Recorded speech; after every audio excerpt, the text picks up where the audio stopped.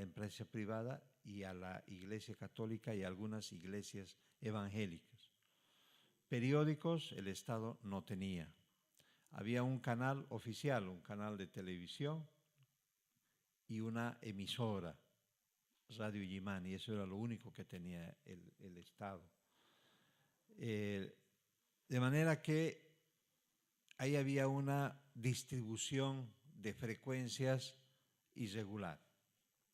La mayor parte de los sectores no tenía acceso prácticamente a los medios de comunicación. En Bolivia hay muchas organizaciones que aglutinan a los periodistas. Les voy a mencionar rápidamente. Los trabajadores, y aquí nosotros hacemos una diferencia. Cuando hablamos de trabajadores estamos hablando de periodistas, de administrativos y de gente que trabaja en el sector gráfico. Están ahí publicistas, los que distribuyen. Pero están aglutinados en una organización nacional que hoy se llama Confederación de Trabajadores de la Prensa de Bolivia. Esta confederación tiene sus filiales que se llaman Federación de Trabajadores de la Prensa de Bolivia, cada una en un departamento. Son 9 departamentos en Bolivia, en otras partes se llaman provincias. Y hay sindicatos. Los sindicatos se pueden crear en cada uno de los medios de comunicación siempre y cuando tengan más de 25 trabajadores. De manera que está estructurado de esa manera la confederación. Sindicatos, federaciones departamentales y una confederación. A la vez hay una Asociación Nacional de Periodistas que tiene más o menos la misma configuración, pero la asociación de periodistas más fuerte es la que se encuentra en la sede de gobierno, en La Paz. La Asociación Nacional de Periodistas es una organización que no tiene mucha fuerza. Los empresarios también tienen su organización, se llama Asociación Nacional de la Prensa, que incluye solo a los empresarios propietarios de los medios escritos, periódicos. Y hay una Asociación Boliviana de Radiodifusión, que es ASBORA, que incluye como propietarios a todos los dueños de las emisoras en Bolivia. De manera que esa es la configuración de la organización de los comunicadores y de los periodistas en general. Hay una organización que está en extinción, que es la Federación de Trabajadores en Radio y Televisión. Ahora, con esa estructura que siempre ha existido, hoy muy debilitada en algunas organizaciones, yo creo que está muy debilitada, por ejemplo, la Confederación de Trabajadores de la Prensa, en ese marco comienza un proceso diferente en Bolivia, el que nosotros calificamos como un proceso revolucionario en todos los ámbitos. Y en el ámbito de la comunicación también. La antigua Constitución Política del Estado en Bolivia establecía en su artículo 7 un solo punto muy reducido, que todo ciudadano tiene derecho a emitir libremente sus ideas y opiniones por cualquier medio de difusión sin censura previa. Eso es lo que establecía la antigua Constitución. Una Constitución Política del Estado que estaba vigente desde 1967 y que sufre algún tipo de modificación en 1984. De manera que esa era la estructura fundamental constitucional de la Constitución, que incluía al periodismo y a la comunicación en general. ¿Qué pasa después? Bueno, se aprueba una nueva Constitución. Para aprobar una nueva Constitución se convoca a unas elecciones de asambleístas en todo el país. Se elige democráticamente a los asambleístas, que como objetivo fundamental era la elaboración de una nueva Constitución Política del Estado.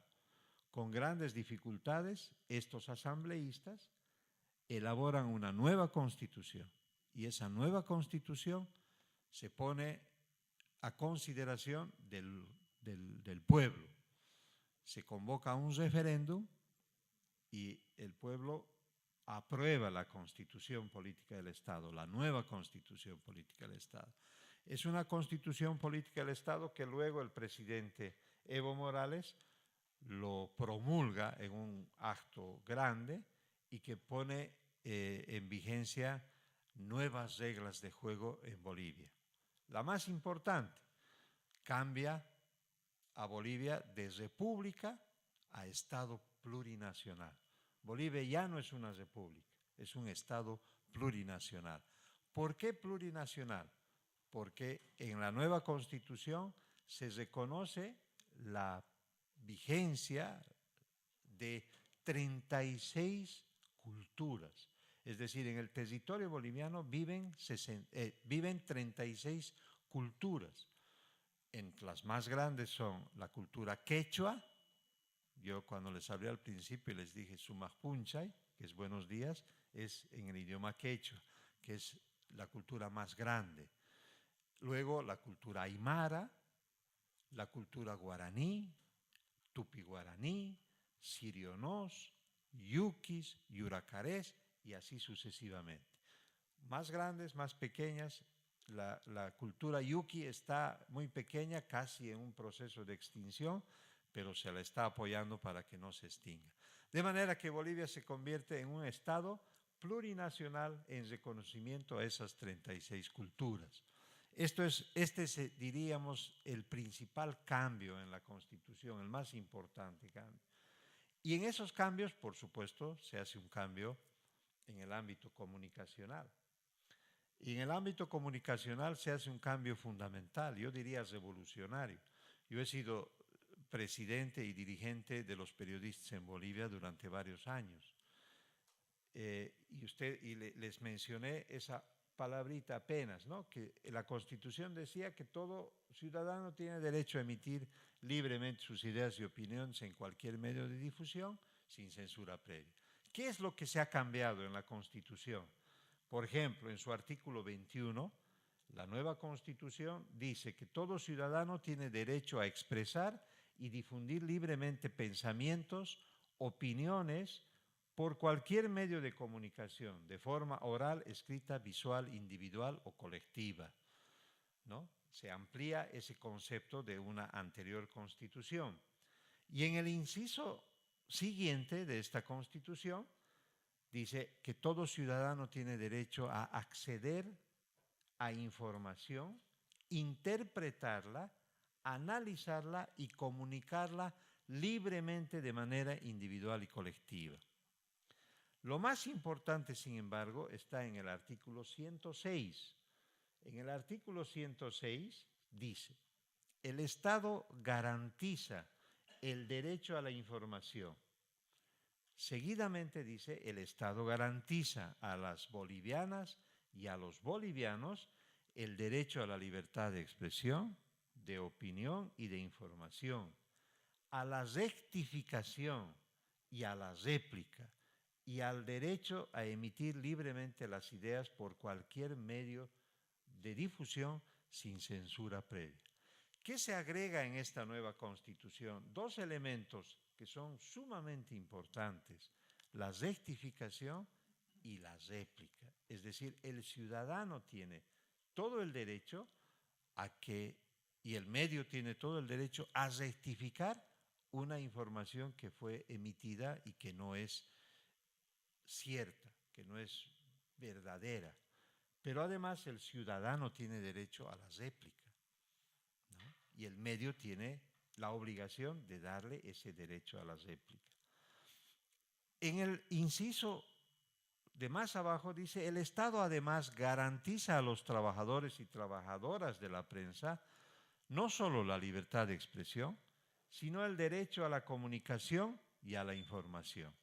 Por primera vez en una Constitución se incluye estos dos elementos, ¿no? No es solamente un derecho a la libertad de expresión, sino el derecho de trabajadores, trabajadoras y de la ciudadanía al derecho a la comunicación y a la información, lo que nos decía nuestro hermano hace rato.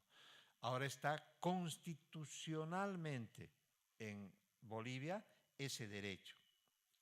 Y hay un elemento, en el inciso cuarto se reconoce algo que no he visto en ninguna constitución. Se reconoce la cláusula de la conciencia de los trabajadores de la información. Este es un tema sumamente importante que en Bolivia no estaba constitucionalizado, pero que los periodistas tenían en sus estatutos, el derecho a la conciencia. ¿Qué es el derecho a la conciencia? El derecho a la conciencia es que un profesional del periodismo, de la comunicación, no tiene la obligación de estar en un medio de comunicación que le imponga una línea o política de manera vertical. Si un periodista no está de acuerdo con la línea política, religiosa o cultural de un medio, tiene todo el derecho a retirarse de ese medio, pero acogerse a lo que dice la cláusula de la conciencia. Y la cláusula de la conciencia te da la posibilidad a que el periodista no pierda ningún tipo de beneficio. Es decir, tienes todos los beneficios y la Constitución te garantiza esa libertad. Esta cláusula de la conciencia, los periodistas bolivianos lo teníamos desde hace muchísimos años, pero nunca fue incluida en una constitución política del Estado. Hoy se logró que se incluya en esa constitución. Seguidamente de todos estos elementos, en el artículo 107 de la Constitución se establece que los medios de comunicación social deberán contribuir a la promoción de los valores éticos, morales y cívicos de las diferentes culturas del país, con la producción y difusión de programas educativos plurilingües y en lenguaje alternativo para discapacitados. Es decir, como Bolivia reconoce 36 culturas en su territorio nacional, también en su constitución motiva o exige a los medios de comunicación que su programación sea en lenguaje alternativo, en un lenguaje indígena. Y ahí está quechua, está aymara o está guaraní y en otros. De manera que hoy los medios de comunicación en Bolivia, todavía hay que reconocer que no todos tienen la obligación de tener programas en idioma quechua o en idioma aymara. Y es un avance muy importante. Y el otro elemento, en lenguaje alternativo para discapacitados. Es decir, que para los sordos, en el informativo, por ejemplo, tiene que haber un nuevo presentador de programas en ese lenguaje alternativo. Es un reconocimiento a la gente que tiene problemas de discapacidad. Seguidamente dice, la información y las opiniones emitidas a través de los medios de comunicación deben respetar los principios de veracidad y responsabilidad. Estos principios se ejercerán mediante las normas de ética y de autorregulación de las organizaciones de periodistas, medios de comunicación y su ley. Este artículo sí ha generado problemas por una discusión filosófica.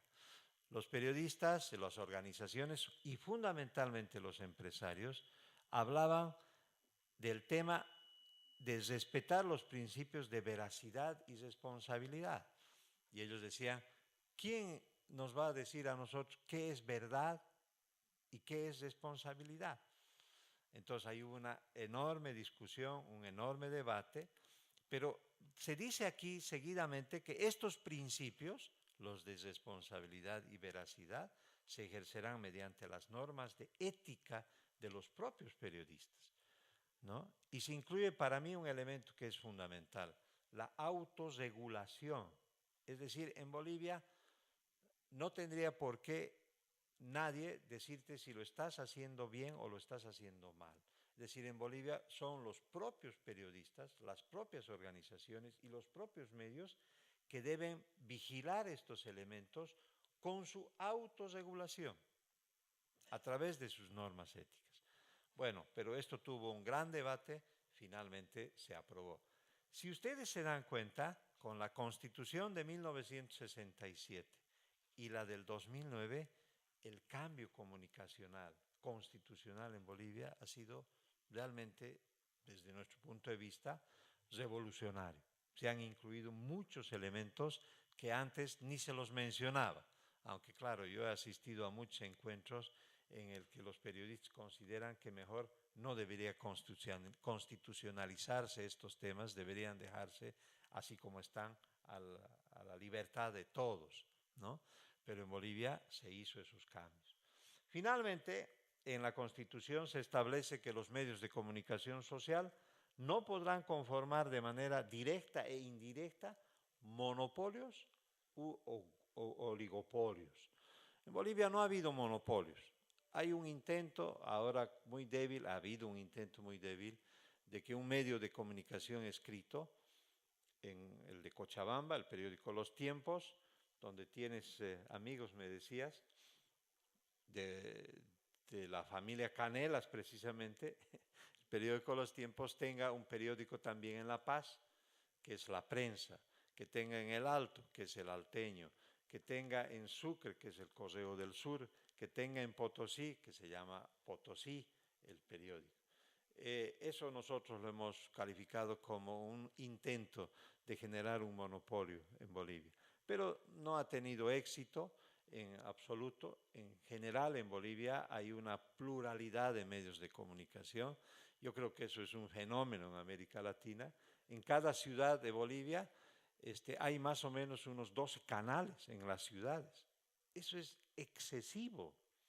12 canales en una ciudad pequeña, imagínense ustedes, de 700,000 habitantes, por ejemplo, es exagerado, ¿no? No hemos tenido un medio así grande, fuerte, monopólico, no ha habido. Periódicos hay en cada ciudad, entre 3, 4 periódicos. Solo en La Paz tenemos el periódico La Razón, tenemos el periódico El Diario, el más antiguo, fundado en 1905, tenemos el periódico Página 7, La Prensa, El Alteño y el periódico Cambio. El periódico Cambio es el primer periódico del Estado. Se ha fundado hace 4 o 5 años atrás y es el único periódico que es del propio Estado. Ahora el Estado tiene este periódico Cambio, tiene la televisión, el Canal 7, la televisión estatal, y tiene una radio nacional que se llama Patria Nueva, ¿no?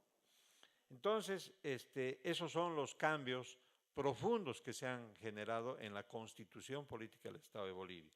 Ahora, hay que hablar de algunos elementos que son importantes también para que ustedes puedan comprender cómo en Bolivia las normas y las leyes en alguna medida benefician a los periodistas.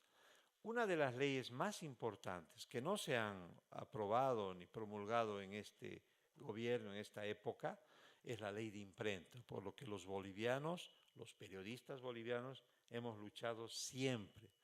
Esta ley de imprenta fue promulgada el 19 de enero de 1925, es decir, ya tiene 90 años, ¿no? Y es por lo que nosotros hemos peleado siempre. ¿Qué establece esta ley de imprenta? Primero, es una ley de imprenta que para muchos es pasada, porque esta ley de imprenta solo tiene que ver con los medios escritos, no solo periódicos, libros, revistas, todo lo que ha sido impreso. Y en esta norma hay algunos elementos que nosotros siempre hemos defendido y que no existen en otros países de América Latina. Por ejemplo, uno de los temas más importantes es el derecho al secreto de la información. Es decir, el periodista boliviano no tiene por qué revelarte la fuente de información, ¿no? Ese secreto lo puedes guardar, excepto si un juez te lo exige. Dice la ley, el director o impresor que revele a una autoridad política o a un particular el secreto anónimo sin requerimiento de juez competente es responsable como delincuente contra la fe pública conforme al Código Penal. Entonces, claro, si tú emites una información y alguien quiere decirte quién te ha dado esa información, tú no tienes por qué revelar tu fuente. Eso es un secreto. a no ser que eso entre a un proceso legal. Pero aquí hay el otro elemento que es fundamental. El periodista en Bolivia no puede ser juzgado en la justicia ordinaria, y eso también establece esta ley de imprenta. En Bolivia, prácticamente el proceso a un periodista por una información periodística publicada en 3 o más ejemplares se realiza a través de un jurado especial. Es decir, no te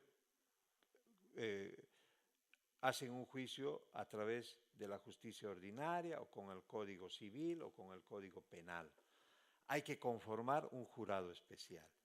Esta ley de imprenta establece que anualmente deben conformarse jurados especiales de imprenta de 40 miembros a través del Consejo Municipal, de todos los consejos municipales. En las ciudades, en las capitales, son 40 miembros y en las provincias más pequeñas, 20 miembros. Cuando se te va a hacer un proceso por un supuesto delito de imprenta, tienes que conformar de los 40 miembros un jurado de 12 miembros. Por supuesto, las partes afectadas pueden impugnar a quienes han sido elegidos como jueces de imprenta. Alguien me quiere hacer un proceso a mí, un ciudadano normal, por una publicación, se conforma el jurado, se eligen a los 12, yo puedo impugnar a algunos de los jurados hasta tener los 12 miembros. Estos dos elementos, aparte de otros que existen, que habría que profundizarlos, el secreto a la fuente de información y el jurado especial han generado hace 50 y más años problemas de enfrentamiento, principalmente entre políticos y periodistas, porque la estructura política nacional quería modificar estos dos elementos y los periodistas hemos defendido estos dos elementos. Mucha gente dice que esta ley es una ley que solo defiende a los periodistas, ¿no? que los convierte en intocables. Nosotros, yo personalmente creo que no es cierto. Han habido varios procesos con la ley de imprenta, con los jurados especiales, en que los periodistas han sido sancionados. Ahora, la sanción, eso es cierto, no es una sanción de cárcel, sino es una sanción generalmente pecuniaria, ¿no? El mayor daño para mí en esta ley que le puede provocar a un periodista que no actuó de manera responsable es el daño moral, ¿no? Porque claro, si te someten o te sancionan a una sentencia de esta naturaleza, tu capacidad profesional, tu profesión, tu ética, todo está afectada, está dañada. De manera que esta es, digamos, una de las leyes más importantes en Bolivia que los periodistas han defendido. Yo creo que lo van a seguir defendiendo siempre, pero es una ley pasada, que si algún rato se la modifica, hay que actualizarla, porque aquí no se incluye a la televisión, no se incluye a las radios, no se incluye al internet, etc. Bueno, aparte de eso hay otras leyes, hay un estatuto orgánico del periodista que en general establece que todos los periodistas deben ser profesionales. Ese es solo un saludo, porque en realidad no se ha logrado que los periodistas en Bolivia, los que ejercen el periodismo, sean solo profesionales, ¿no? Es más, la Asociación de Periodistas en su estatuto dice que los periodistas que sean afiliados a esta organización, aquí ustedes tienen colegio, en Bolivia es asociación, ¿no? Y no conozco qué otras organizaciones hay aquí, pero yo al colegio sí conozco. En Bolivia, los que deberían estar en la asociación son periodistas profesionales, pero eso es una mentira, porque en la asociación hay periodistas que no son profesionales, se abrió la puerta y gente que no es profesional entró. Aquí para agregar, no sé si ya me he pasado, ya termino en 3 minutos, menciono rápidamente, se ha aprobado en esta última época una ley contra el racismo, que ha generado problemas porque esta ley contra el racismo ha enfrentado a propietarios con el apoyo de algunos periodistas al gobierno y finalmente se aprobó la ley porque dispone que los medios de comunicación, radiales, televisivos, escritos y de las nuevas tecnologías, como el Internet, eliminen de sus programaciones lenguajes, expresiones y manifestaciones racistas, xenófobas y otros de contenido discriminatorio. El problema ha surgido que cuando compruebas tú que ha habido un uso de un lenguaje racista, le puedes quitar la licencia de funcionamiento a un medio de comunicación, comprobado el hecho. Y aquí es donde los medios de comunicación, los propietarios de los medios de comunicación, han generado toda una movilización para oponerse a este tipo de sanción, principalmente. En su artículo 16, esta ley, por ejemplo, dice: el medio de comunicación que autorizare y publicare ideas racistas y discriminatorias será pasible de sanciones económicas y de suspensión de licencia de funcionamiento sujeto a reglamentación. Esto ha generado muchos problemas porque, claro, los medios no querían perder sus licencias, ¿no? Pero bueno, hemos comprobado nosotros que en Bolivia había pues un lenguaje racista. En lo que se llamó en una época la media luna, por ejemplo, que eran algunas ciudades del oriente, se decía, por ejemplo, que los que vivían en el occidente, sobre todo en los valles y en el altiplano, los medios decían, era una raza maldita, una mezcla de llamas, de ovejas. Ese era el lenguaje político que se utilizaba. Y eso generó que organizaciones sociales y de derechos humanos propongan al gobierno la aprobación de una ley contra el racismo. Finalmente se aprobó esta ley, de eso no pasó, los medios cambiaron de lenguaje, hoy hay un respeto más a otras culturas. Yo les decía al principio, somos 36 culturas, ya no se asume este tipo de lenguaje. La mayor parte en Bolivia es indígena, más del 60% pertenecen a estas culturas que he hecho, aymara fundamentalmente. De manera que esa es una ley muy importante, la ley contra el racismo, que tiene que ver con los medios de comunicación. Después en Bolivia se han aprobado varios decretos supremos, los periodistas tienen el beneficio de pasajes, tienen el beneficio de una columna sindical. Esto no es nuevo, es anterior. El periodista en Bolivia tiene la posibilidad, si trabaja en un periódico, de escribir lo que quiera sin censura previa, en el mismo tamaño de un editorial, en el periódico puede hacerlo. En la televisión tiene 3 minutos, en la radio tiene 5 minutos, si no recuerdo mal. En fin, es algo que al periodista le garantiza también en el medio donde él trabaja poder emitir libremente su opinión. La ley de telecomunicaciones, mencionaste, la ley de telecomunicación ha cambiado. Yo empecé diciéndoles cómo era la propiedad de los medios de comunicación. El 96% era privado, ¿no? Y ahí en lo privado estaban empresas privadas, religiosas, en fin. Hoy la estructura de la ley de telecomunicaciones ha cambiado, porque establece esta ley de telecomunicaciones que el Estado podrá tener el 33% de todo el espectro. El sector comercial y privado, otro 33%. Se va a asignar al sector comercial y privado a través de licitaciones. El sector social comunitario tiene el 17% y los pueblos indígenas originarios, campesinos, comunitarios, el 17% restante. Es decir que ahora los privados, lo comercial, no podrá tener el 96%, sino solo el 33%.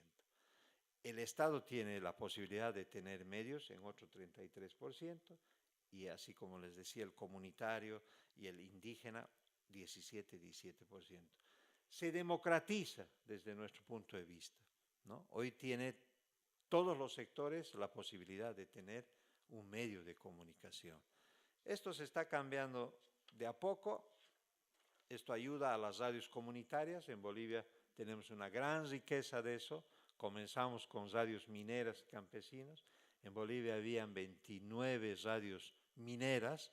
Hoy quedan 2 o 3 porque cambia la estructura. Y tenemos casi 200 radios comunitarias. Me hubiera gustado profundizar algo, tal vez en las preguntas podemos aprovechar, pero hay una riqueza muy grande sobre las radios comunitarias en Bolivia. De manera que yo quería explicarles eso ahora, ese cambio de lo que fue antes y lo que hoy es Bolivia. Hay mucho que discutir, por supuesto, se puede debatir harto, pero creo que hemos cambiado en Bolivia todo ese espectro de lo que antes había a lo que hoy es. Creo que ha habido un cambio realmente importante y revolucionario de beneficio a los propios periodistas y a la comunicación en general. Eso era lo que quería decirles. Muchas gracias.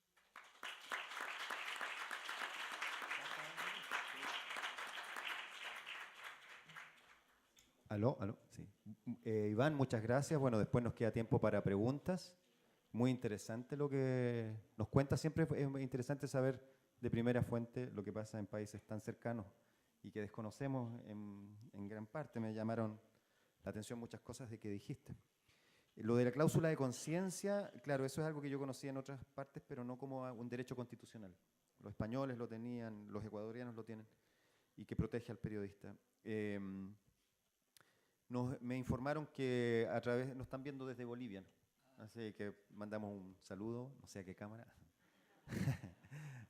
a los hermanos bolivianos que nos están viendo por streaming. Confirmaron a Nicolás, nuestro encargado. Así que un gusto. Y ahora, bueno, tenemos el placer también y el honor de estar con Miguel Paz de Poderopedia. Yo le agradezco mucho que haya venido. Además, con lluvia, venir de Santiago, pasar la barrera psicológica de los 2 túneles, no es una cosa menor. Te agradezco mucho que hayas venido. Y sobre todo porque, como yo les decía al principio, ellos han publicado el mes pasado, recién este estudio muy interesante y actualizado acerca de la estructura de propiedad de los medios de comunicación en Chile, que era una información que en realidad faltaba a nosotros cuando hablábamos del duopolio, del oligopolio, del monopolio. Estábamos hablando en general con datos del 2000 o antes. Entonces, Poderopedia hace una labor muy importante para nosotros los periodistas. Miguel, muchas gracias por estar aquí. Gracias. Y sin embargo, en Bolivia hay periodistas que renuncian por censura a sus diarios y crean nuevos medios, como La Pública. Periodista, a mi juicio, y aquí vamos a tener ciertos roces con el gobernador, es quien hace periodismo. El que hace política es político. Por lo tanto, sin desmerecer las credenciales del gobernador, cuando era periodista, entiendo que su presentación hoy día es desde el mundo de la política. Sin embargo, además, me parece que en Bolivia hay un proceso muy alucinante. Entre paréntesis, les recomiendo que lean una maravillosa biografía de Evo Morales que se llama Jefazo, escrita por Martin Sivak, que también acaba de sacar varios volúmenes sobre los medios en Argentina. Y muchas de las cosas que plantea el gobernador ayudan precisamente a democratizar y a aplanar la cancha para que todos tengan acceso y puedan participar en la producción y gestión de contenidos informativos, periodísticos, comunitarios, sociales, como quieran llamarlo. Pero como siempre, la política va detrás del periodismo y el periodismo va detrás de la ciudadanía, y las prácticas son las que determinan la realidad, no lo que nosotros creemos que debiese ser. Entonces vamos a hacer un pequeño ejercicio con esto. Les voy a preguntar o les voy a pedir que levanten la mano todos los que están acá, que me digan que colaboran en medios comunitarios. ¿Ok? 1. En radios, podcasts, que producen contenidos, que hacen fanzines, que hacen cualquier tipo de acción periodística en relación a su comunidad o un interés musical, artístico, político, etc. Aquí, 1, 2, 3, ya hay un poco más. Ya, ahora levante la mano, ¿quiénes tienen celular? ¿Quiénes ocupan Facebook? ¿Quiénes ocupan Twitter? Ahí baja menos. ¿Quiénes ocupan Snapchat? Menos también. Yik-Yak, YouTube, Instagram. Perfecto. Entonces, ¿qué pasa cuando tenemos esa disparidad tan fuerte entre el deber ser y el ser? O entre el decir y el hacer. Y eso no necesariamente tiene que ver con que tenemos más o menos posibilidades para producir contenido, sino que tiene que ver con que hay cosas que apelan más a nuestros sentidos e intereses, ya sea porque la estructura de una plataforma se hace fácil de entender y tiene una propuesta de valor hacia nosotros, es decir, entiende más o menos quiénes somos como usuarios, como lectores, como audiencia o como prosumidores o como generadores de contenido, pero también consumidores de contenido, que también a lo mejor tiene una red, es decir, mis amigos están ahí, y tiene que ver con lo que antiguamente nosotros hablábamos en periodismo como tener relevancia e influencia, es decir, ser imprescindible. Ser imprescindible desde una perspectiva de medios pasa porque cuando tú vas a participar en una conversación con amigos, colegas, competidores, enemigos, etc., ellos están hablando de una información que leyeron en algún lugar y tú no sabes de qué están hablando. Y eso hace que te quedes fuera de la conversación, es decir, que te quedes fuera de esta red de comunión. Eso implica que tú sientes que tienes que ir a buscar esa información. Entonces, por ejemplo, ¿quiénes vieron el partido de fútbol ayer acá? ¿Ya? Bueno, varios de los que están acá y que llegaron a comentar en la mañana deben haber hablado de muchos memes, de la cultura memética, ¿ya? De memes con chistes sobre el partido. Y el que estaba afuera quedó un poco colgado. Ahora, voy a hacer un par de puntos antes de partir.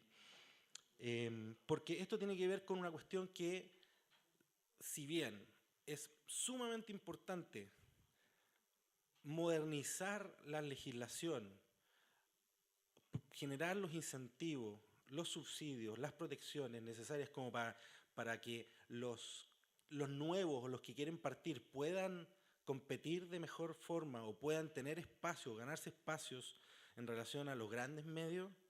Por otro lado, hoy como nunca antes, la posibilidad de publicar y distribuir contenidos e información de manera cuasi infinita o desbordante existe. ¿Con qué? Con un botón que se llama Enter. ¿Cierto? Si los medios de producción se abaratan desde la perspectiva en que da lo mismo tener una imprenta, antes no daba lo mismo tener una imprenta, yo cofundé una revista que se llama El Periodista y créanme que nos costaba mucho conseguir una imprenta, había que tener 30 millones de dólares para tener una imprenta, ser propietario de una imprenta, o ser una asociación para tener una imprenta. Hoy no necesitamos eso, ¿ya? Entonces, los medios de producción se abaratan, se democratizan, pero los métodos de trabajo se complejizan. Entonces, si bien ahora lo que hay en un computador tiene el poder de lo que había en términos tecnológicos en toda una sala de redacción, las formas de trabajar cambian, porque los flujos de información y los procesos de producción y consumo de información cambian. Si antes un diario, por ejemplo, tenía una lógica de apertura y cierre, ¿ya? Es decir, a las 9 o 10 de la mañana se empezaba a trabajar y se terminaba, dependiendo del país, a las 7, 8 o hasta la 1 de la mañana, y el diario se imprimía y se entregaba en la mañana, eso ha cambiado. De la misma forma, hagamos una analogía con la industria automotriz. A lo mejor ustedes no saben, pero la forma en que nosotros trabajamos, que se nos enseña, que planificamos toda nuestra vida, está influida por el modelo de la línea de ensamblaje de los autos Ford, de Henry Ford, ¿ya? De que partimos en A y terminamos en Z, en una lógica consecutiva de A, B, C, D, así, donde por acá entran los fierros y acá sale un auto. Y eso implicaba un inicio, un fin y que había una cadena de producción. Y en esa cadena de producción cada uno hacía una cosa, ¿ya? Si se fijan bien en un programa de radio, por ejemplo, se ve eso. Hay un productor o productora, hay gente que está haciendo investigación, hay periodistas en la calle, etcétera, y el programa de radio termina y termina, ¿ya? Sin embargo, con Internet eso gira, eso cambia, ¿ya? Ya no hay inicio y fin, hay on demand. ¿Quién ve Netflix aquí? ¿Ya? Bueno, ustedes ven la película cuando quieren, ¿cierto? No cuando la están dando. Bueno, está esa posibilidad. Incluso hay otras opciones de grabar desde el canal, y de hecho es uno de los grandes problemas que tienen los canales en este momento, que les genera cierta crisis, ¿ya? Entonces, entender ese tipo de cosas significa que tenemos que tener equipos con flujos complejos. Toyota le ganó a Ford cuando descubrió que las llantas del auto se podían hacer al mismo tiempo que se hacía el maletero del auto y la radio del auto. Eso además generó graves crisis y grandes y profundas transformaciones desde la perspectiva de post-industrial, ¿ya? Porque obviamente esto cuestionó la forma en que se trabajaba y eso obviamente obligó a una serie de situaciones dramáticas, como el tema de cuando tuvimos los tratados de libre comercio con México y Estados Unidos, cuando General Motors se fue de Detroit, etcétera, etcétera. Y cuando ahora todo es made in China, por ejemplo, diseñado en California, pero hecho en China. Entonces, eso implica que el proceso de creación y desarrollo de productos periodísticos requiere equipos interdisciplinarios, ¿ya? Y aquí voy a terminar con mi paréntesis, porque el problema de eso es que ustedes entran a periodismo, siguen en periodismo y salen de periodismo estudiando con periodistas, hablando periodístico sobre periodismo. Y el mundo no funciona así. Entonces, las escuelas de periodismo profesionalizantes están en serios problemas. Hay una crisis, y esto no es en Chile, es una crisis con todas las escuelas que de una u otra forma son profesionalizantes y generalmente en Estados Unidos, por ejemplo, son las escuelas públicas, en Europa también, que buscan no tener educación liberal humanista, donde los estudiantes se vayan armando sus programas, sino que son tubos, ¿ya? Y el problema de eso es que en un medio trabajan periodistas, trabajan científicos de datos, trabajan diseñadores, visualizadores de información, estadísticos, geógrafos, contadores, etc. Y eso es súper importante porque, como dicen por ahí, la cultura se come a la estrategia de desayuno. Si nosotros no tenemos habilidades de liderazgo, de trabajo en equipo, de entender al otro, de ponernos en sus zapatos, de poder trabajar de manera colectiva siendo animales de distintas razas, estamos fritos. Y eso es súper complicado porque los periodistas pensamos con una parte del cerebro, los programadores, créanme que lo sé, trabajan con otra parte del cerebro y los diseñadores con otra. Entonces es como que nos juntemos un chileno, un boliviano, un peruano y un inuit y digamos, me gusta el color blanco. El color blanco que cada uno de nosotros ve está intrínsecamente ligado a nuestra perspectiva histórica, sociocultural, de donde nosotros somos. Y entonces, si nosotros no tenemos metodologías de trabajo que nos permitan ponernos de acuerdo respecto a lo que es blanco, estamos en serios problemas. Otro punto importante que tampoco nos enseñan en las escuelas de periodismo. Yo estudié en el ARCIS, una escuela que te enseñaba a automarginarte y hacer la hipercrítica de los medios desde el margen, ¿ya? Juan Andrés Lagos, desde el siglo, diciendo que todos los medios eran malos, pero el siglo nunca pudo ser un medio mejor que los otros medios. Entonces, hacer periodismo no es lo mismo que hacer medios. El periodismo es el corazón de hacer medios. Pero hacer un medio es una suma de voluntades y de conflictos de interés, ¿ya? El periodista quiere hacer su trabajo con libertad a toda costa. El dueño quiere tener influencia y además quiere tener respeto y eventualmente quiere tener ganancias. Aunque en Latinoamérica eso no es tan importante para algunos de ellos, pero en general eso. El del área comercial o el del área de donaciones o el que se tiene que encargar de que nosotros tengamos un sueldo a fin de mes, tiene que preocuparse de vender, ¿ya? O de conseguir la plata, y ese lo va a hacer a toda costa. Y cada uno de esos tienen un objetivo que de una u otra forma tiene un conflicto de interés con el de al lado. Y eso supone además que, bajo esta lógica de que los medios son cada vez más complejos y que los medios en realidad son perspectivas de la vida que no están determinadas por el soporte.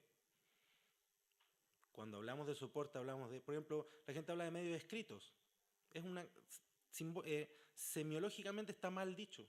No hay medios escritos, hay medios impresos, hay medios digitales, hay medios que se distribuyen bajo formato televisivo, hay medios que se distribuyen bajo formato radial, vía éter, ¿ah? Hay medios que se distribuyen vía VoIP, por ejemplo.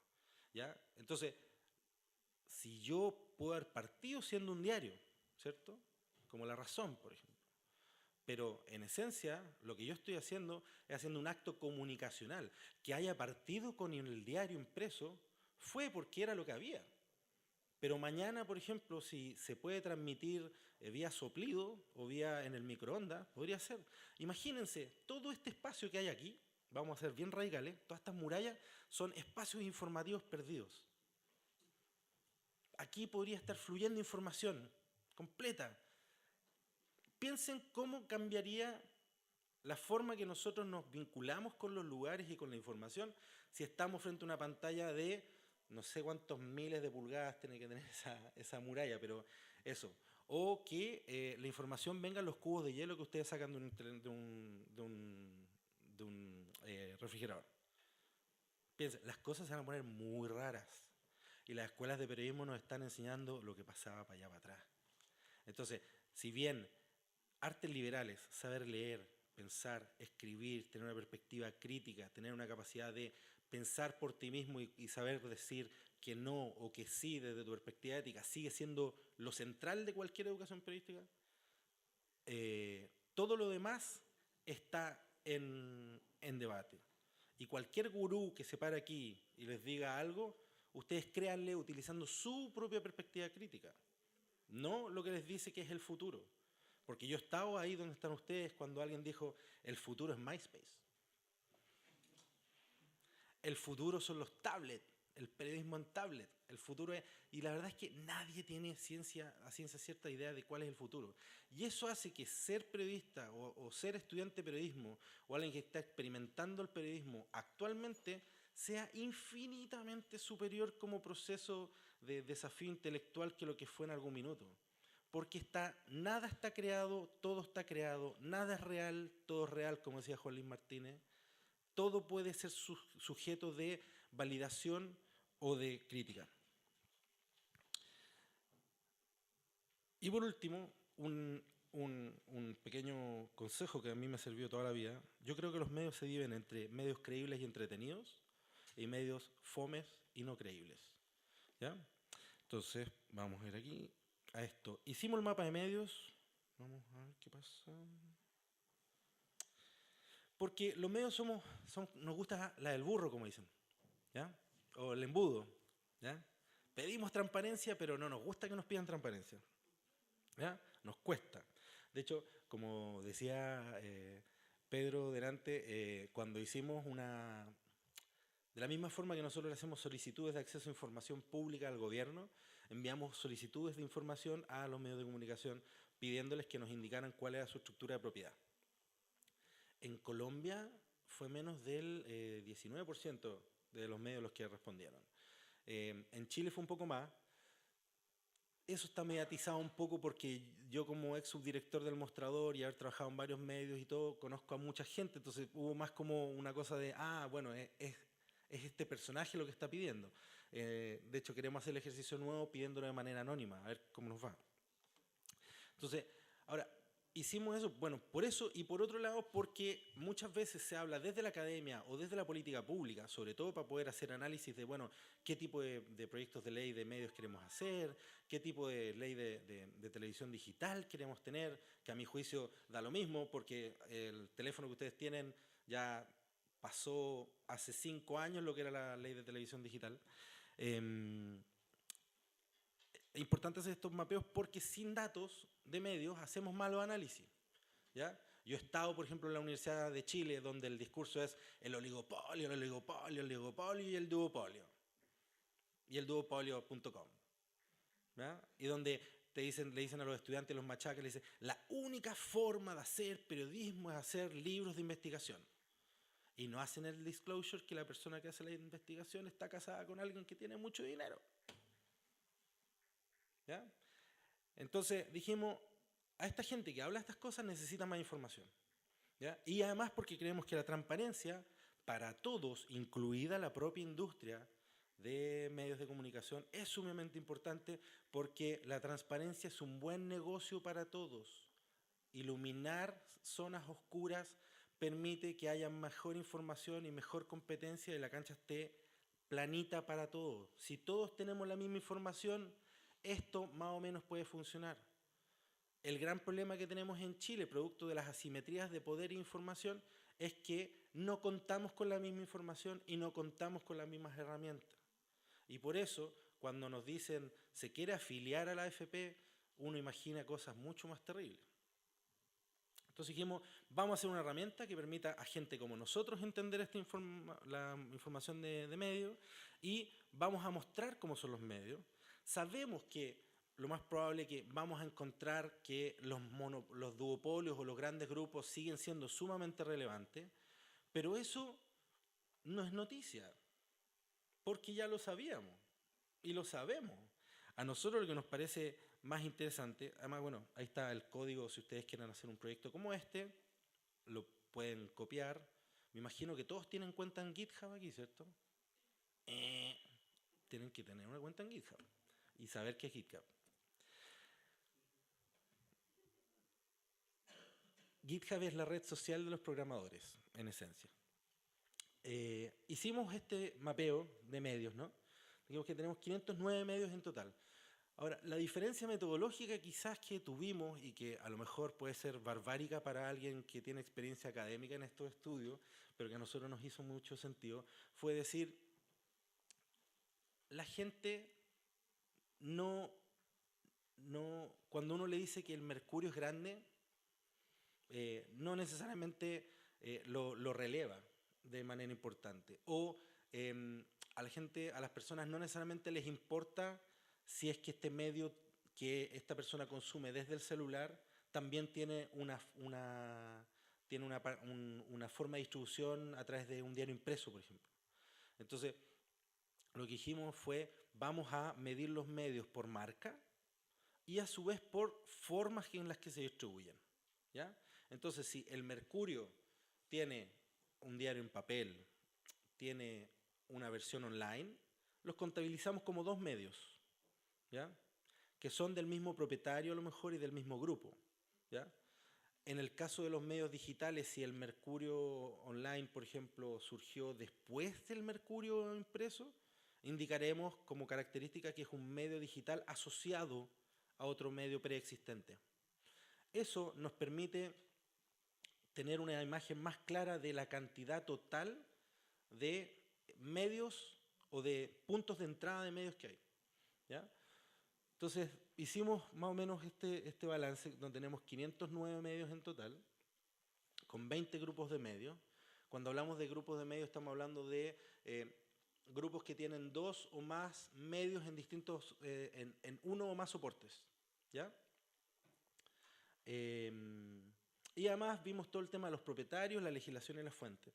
¿Por qué es importante hacer la salvedad o la diferencia entre propietarios y grupos de medios? Porque todos ustedes saben lo que es una persona jurídica, ¿cierto? ¿Qué es una persona jurídica? ¿Sí? Una persona jurídica es una empresa con fines de lucro o una organización sin fines de lucro que tiene un root como usted, ¿ah? Pero que no es usted, ¿ya? Por ejemplo, yo soy Miguel Paz. Paz y Compañía Limitada es una persona jurídica, ¿ya? Ese puede ser el propietario de un diario, pero a lo mejor Paz y Compañía Limitada pertenece a otra empresa y esa otra empresa a otra empresa y todos esos llegan a un grupo. El mejor ejemplo de eso, por ejemplo, podría ser el Canal 13. Canal 13 pertenece a un entramado de sociedades en las que además participa la Universidad Católica, ya de manera muy mínima, porque vendió no a Grupo Luxich, sino que a Andrónico Luxich en particular, y a través de múltiples sociedades de distintas personas jurídicas, al final llegamos a Andrónico Luxich. Entonces, un propietario puede ser una empresa X, pero lo que importa es el propietario del propietario del propietario. Entonces, tenemos 509 medios registrados. Sabemos que hay más. Sabemos que hay más y que esto es mejorable. Esto está hecho desde esa perspectiva o de la perspectiva que ocupan los programadores, que es el producto mínimo viable. Estamos haciendo el primer piso del edificio y sabemos que tenemos que hacer más. ¿Ya? Debiésemos llegar a contabilizar probablemente 1.500 medios de comunicación en Chile. ¿Ya? O sea, por radios, cosas hiperlocales y no. Ahora, lo que hablábamos de consolidación o de grupos mediáticos, es cierto, el Mercurio tiene 56 marcas o 56 medios o 56 formas de ser medio como medio, seguido de Copesa, seguido después de Prisa, que es el grupo de radio, que de hecho es uno de los pocas situaciones donde se obligó por la ley de telecomunicaciones, no por la ley de prensa o de propiedad de medios, que si querían comprarse unas radios tenían que deshacerse de otras en un minuto. Eso ha sido lo más cercano a un intento de evitar el monopolio a nivel radial. Después Televisa. Eso es importante porque Televisa a lo mejor no lo vemos o no sentimos que Televisa está aquí, pero Televisa es un gran grupo mediático, particularmente en México. Tiene participación en Univisión, no estamos hablando de cualquier cosa. Después Canal 13 y después otros que empiezan a aparecer. Obviamente esto es cuantitativo, no es cualitativo, ¿me entienden? Entonces, por ejemplo, aparece el grupo Mi Voz, que fueron los diarios ciudadanos, el Paradiario, el Rancagüazo y un montón de otros medios. Después otro, Diarios en Red, que es de Talca, es de Juan Ignacio Prieto, ¿ya? Un tipo que con 2 amigos armaron eso. Y así van apareciendo muchos más. Alba Visión, que es notable, de un señor Ángel González, creo que se llama, que tiene una historia súper sabrosa. Ahora, acá, ese mapita que les acabo de mostrar nos da una imagen o una fotito, pero lo que tenemos que empezar a trabajar ahora sobre esto, en este nuevo piso, es decir, bueno, ¿cuál es el algoritmo de poder e influencia? Es decir, ¿cuáles son las variables que nosotros tomamos para medir la importancia de un medio o de un grupo de medios en relación a otro? ¿Ya? Podemos tomar montones de variables que son específicas, podemos decir, bueno, circulación y lectoría, rating, ventas publicitarias, etcétera, pero aún así nos quedaríamos cortos porque tendríamos que hacer otro tipo de entrevista. Ustedes, se me está saliendo el carné, pero por ejemplo, cuando yo partí siendo periodista, era impensable que alguien que quisiese decir algo importante no se lo dijera a Raquel Correa en la entrevista del domingo, del Mercurio. Y cuando yo partí como periodista, la mayoría de los periodistas, que muchos de ellos son muy cagones, le tenían terror a Agustín Edwards y al Mercurio. El Mercurio generaba un miedo infinito a mucha gente, ¿ya? Y a mucha otra no, por suerte. Luego eso, con la aparición de montones de medios casi como en cascada, en el año 2001, 2002, 2003, 7+7, El Periodista, The Clinic, no, El Ciudadano todavía no, Ciudadano fines de los 2010 casi, 2008. Y otros más que fueron apareciendo y saliendo, se abrió o se rompió el cerco informativo, como se decía en ese momento. Se corrió un poco la cosa. Bueno, y La Nación Domingo, ¿ya? Que fue un engendro súper divertido porque fue hecho en el diario del gobierno por un director que asumió que no podía lograr que